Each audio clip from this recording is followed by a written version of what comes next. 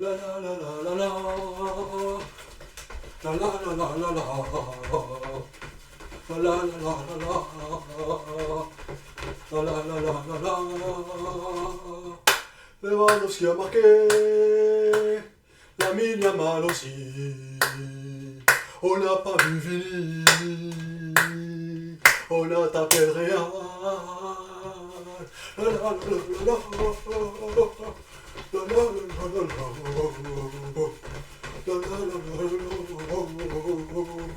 La la la la la. Rafinha est parti. Il a lobé le gardien. Mbappé hors jeu. On a tapé le Real. La la la la la la. La la la la la la. La la la la la la. La la la la la la. Wouh! Vamos! On a tapé le Real. On se revoit dans quelques instants pour le débrief. Let's go! Visca el Barça et Visca Catalunya, way! Vamos!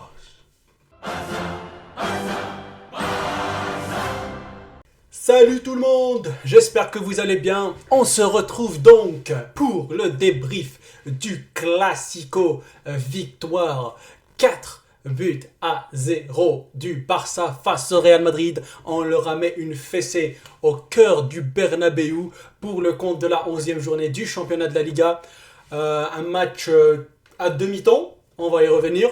Mais tout d'abord, avant de commencer ce débrief, merci à tous ceux qui prendront un petit moment pour liker, partager et vous abonner, mais aussi mettre un petit commentaire sur cette vidéo. Dites-moi ce que vous en pensez de ce match. Dites-moi qui a été selon vous l'homme du match. Qu'est-ce qui n'a pas marché du côté du Real Madrid? Qu'est-ce qui a marché du côté du Barça? Dites-moi vos flops, vos tops. Enfin bref, je vous lis en commentaire. Je suis surexcité parce que je suis très content. Donc, sans plus tarder, on commence avec le débrief. On part avec le débrief. Un match à demi-temps. Attends, je me calme un petit peu.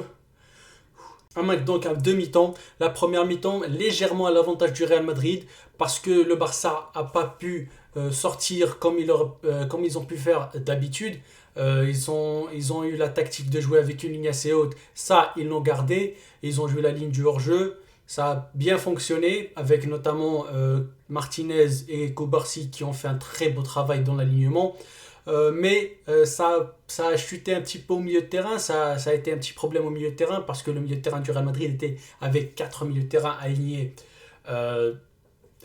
un côté de l'autre. Ça a été un petit peu difficile pour les joueurs du Barça de ressortir en première mi-temps, notamment avec un petit Fermín López qui n'a pas été vraiment dans son match, donc il a raté plusieurs passes, plusieurs déviations, mais pas que lui.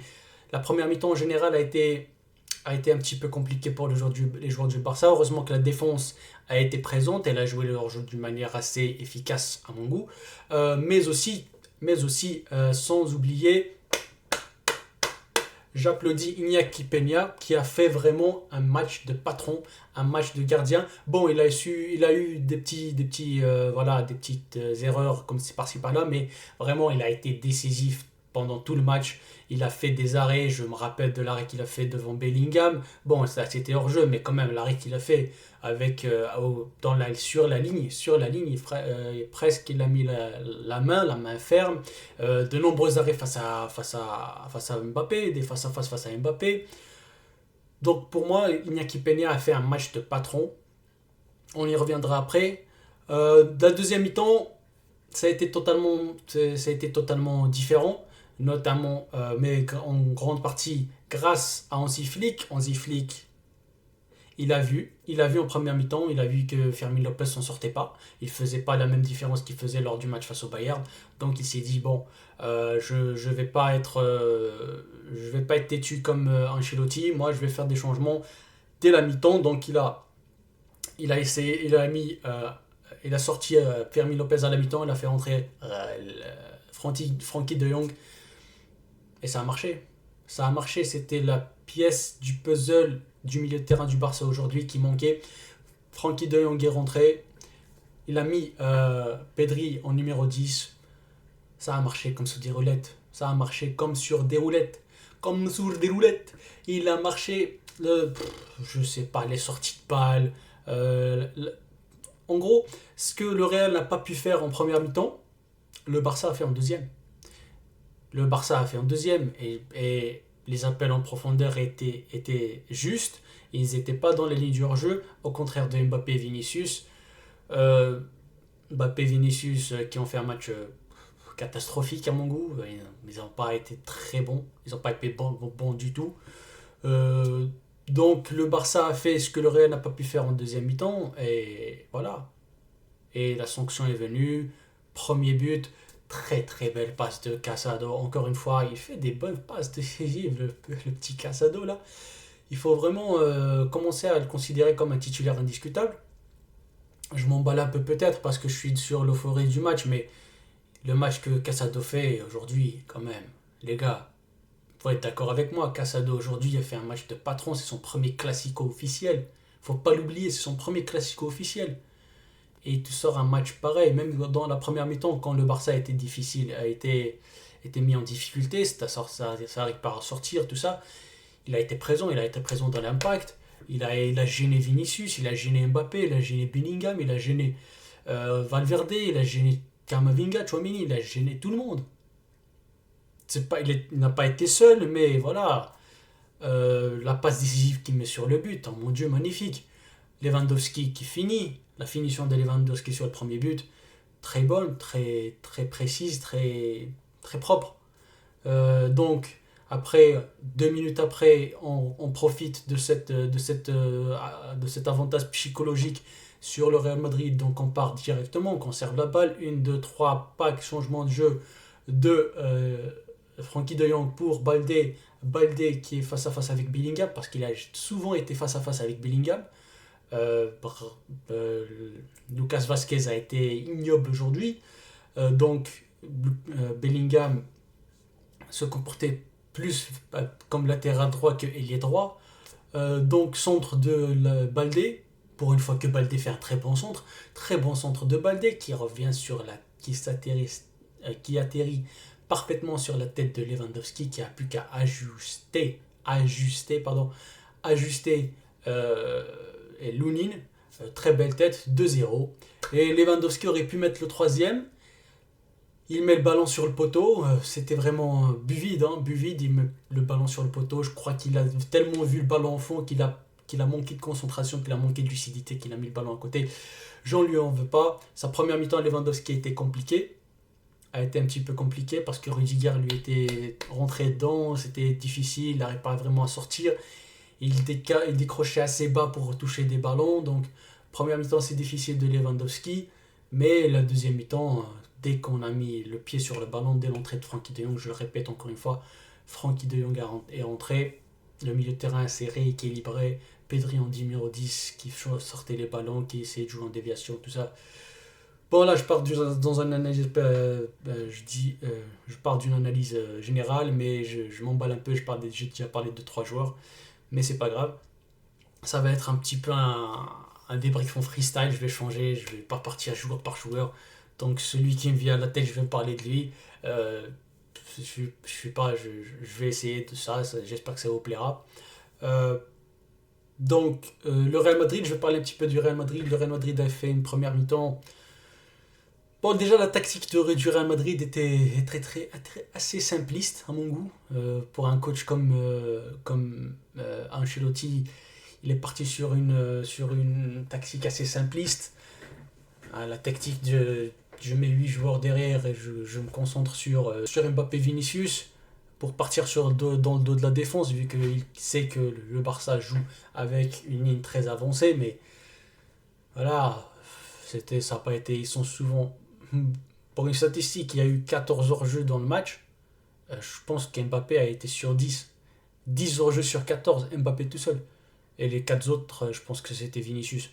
Donc voilà, l'attaque du Real Madrid n'a pas été bonne. Vinicius, pour moi, je ne suis pas un grand fan de Vinicius. Malgré que dans 2 jours, je pense qu'il sera Ballon d'Or. Mais pour moi, Vinicius, c'est un bon joueur. Voilà, c'est un bon joueur.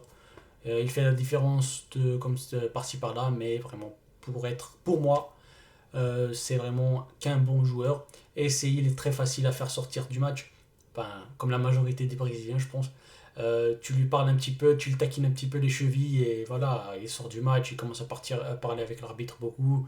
Et voilà, le seul geste technique réussi par Vinicius aujourd'hui, c'était quand il demandait aux supporters de mettre du bruit, de mettre la voix quand le ballon sortait en corner.